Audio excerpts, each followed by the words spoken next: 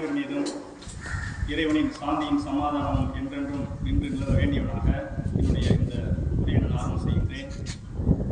இந்த சிறப்பான கல்வி வளர்ச்சி நாளுக்கு தலைமையேற்று சீரும் சிறப்புமாக விழா நடத்தி கொண்டிருக்கின்ற நம் பள்ளியுடைய தாளர் காக்கா ஏகேஎம் அனிசன் காக்கா அவர்களே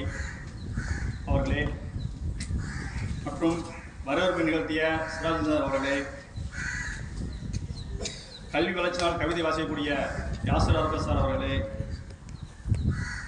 மற்றும் நன்றியுரை வழங்க உள்ள அப்பாஸ் முனி சார் அவர்களே, நிகழ்ச்சியை சிறப்பாக தொகுத்து வழங்கிக் கொண்டுள்ள மவுபாஜா சார் அவர்களே, நிகழ்ச்சியை ஏற்பாடு செய்துள்ள பரகத்லிமா ஆசிரியர் அவர்களே மற்றும் சிந்தனையில் வழங்கியுள்ள மாணவ செல்வங்களே,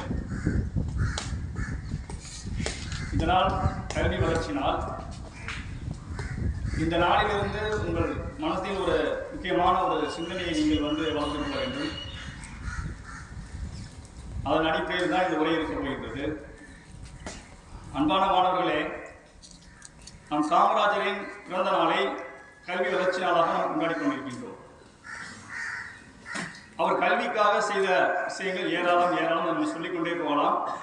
இதை நம் மாணவர்களும் சொல்வார்கள்.